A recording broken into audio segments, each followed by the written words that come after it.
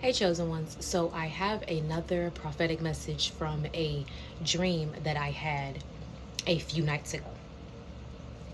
So, in the dream, what was happening is there was a girl. There was a girl, and she was in this neighborhood. She was in her home, like the neighborhood where she grew up. Okay. And what was happening is it was nighttime, it was dark outside.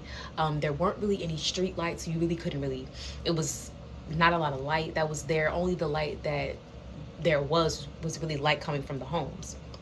And what happened is she was in her neighborhood that she grew up in. But in that neighborhood, like around the corner, was like this little store, like this little corner store. She was over at that corner store. She was in the parking lot and she had an altercation with somebody. And then she walks away. So she walks away and she's walking towards her home. And what happens is when she's getting close to her home, there was somebody that was chasing after her, like charging after her. And every time like she turned around and she saw the person chasing after her, she would book it. She would run too because this person is chasing her, so she's running away. And now this person had chased her like maybe 3 times. And each time that this person chased her, what she did is that when she could feel them getting close to her, she would just stop and then turn around. And it's like the first time she turned around, the person just looked at her and then ran away. The second time, the second and third time, the second and third time, when she stopped and looked at the person that was chasing her, the person withered away, like they just disappeared. Now, the person that was chasing her was a figure. They couldn't make out if this figure was male or female. It was a dark figure, and you really could not see their face. You couldn't make out their face. And what happened is that she wasn't afraid of this person that was chasing after her. She was just running away because she's like, I'm not sure why you're chasing after me, and I don't even want to know what you got going on, but I'm gonna just get out the way because I don't know what you're trying to do. It was pretty much, she wasn't afraid, she was just protecting herself.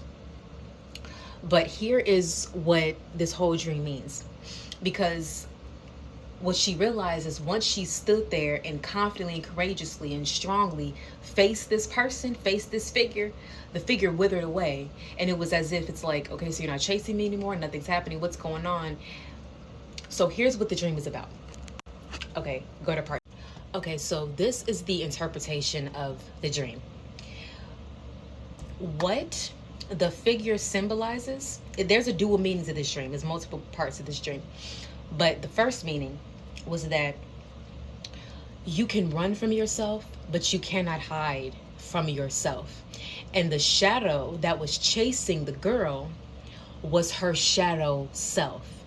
Her shadow self. Your shadow self is the version that you used to be, the version that went through trauma, that went through pain, that had experiences or older versions of yourself before you were at this point. The version of yourself that, you see, it's sometimes those shadow versions of ourselves can come up and show up as monsters, or it can look like a nightmare for some reason, because we have not faced that shadow. So the more that we ignore the shadow, the darker it becomes, the more darker that shadow becomes, because we are not giving it light. We are not giving that version of ourselves love and light. So it gets darker and darker, and it looks like a monster when really it's not even a monster, because it's you, essentially. It's who you used to be. And once you give yourself that attention, once you give your shadow self, you do that shadow work, you look within those wounds and you heal yourself from the trauma that you have faced in the past.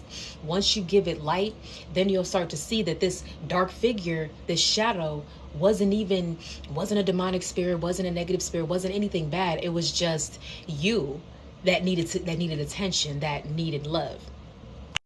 So the shadow chasing you is yourself, your old self, the version of yourself that you have to face, to heal from, so that you can go to this next phase. And when you face it, when you face your shadow, it goes away. When you face those feelings and you release them, those feelings are gone. When you face that shadow, the shadow goes away. Now, the first time that the shadow ran away, it was pretty much projecting of what we tend to do when we tend to face our shadow. Sometimes we're not ready to face what that is, so we run away. That's what that symbolizes. But the second and third time, when the girl faced her shadow and it withered away, it was the inner child calming down. It was the all of that emotion that had bubbled up to the surface. All of that had simmered down because now it was given attention. Your inner child wants your attention. Your inner child wants your love, wants your light, wants your attentiveness, wants your comfort, wants your love, wants your nurture, wants a big hug. Stop ignoring your inner child. Stop ignoring your inner child. Your inner child desperately wants your attention. That's what that's about. But there's a dual meaning behind this. So, okay, part 3 of this prophetic dream. What is the other meaning behind this dream? No weapon formed against you shall prosper. The attacks of the enemy will not prevail because you have the courage and strength of God to face the darkness. As you shine your light, they wither away. They slither away. They are afraid of your light. Do not be afraid. Do not be afraid. Do not be afraid. Do not be afraid to shine your light. You will outshine them. You will outshine those demons. They will scurry away because they cannot handle your light. So as you saw the first time, when the girl faced the shadow and was looking at it and was shining her light on the shadow, that shadow ran away. It ran away. It scurried away. It ran away from her because the darkness cannot handle the light. The light is too strong for the darkness, so the darkness will run away from the light. If you want to know how to get these people, like all these spiritual attacks, these demonic people that are attaching themselves to the people closest to you, if you want to know exactly how to not allow these people to hurt you and tear you down, is you have to stay in your light and you have to shine your light anyway. No matter how much they try to dim your light, no matter what they try to do, you must continue to shine your light. The more that you shine your light, the more that it will make those people that are in the darkness uncomfortable. And they will be so uncomfortable by you shining your light so brightly that they will walk away from you. They will leave you. And when the darkness, those people that are full of darkness and full of hatred, when those people leave you, that is not your loss. That is their loss. You're not losing anything. In fact, in their absence, you are gaining peace.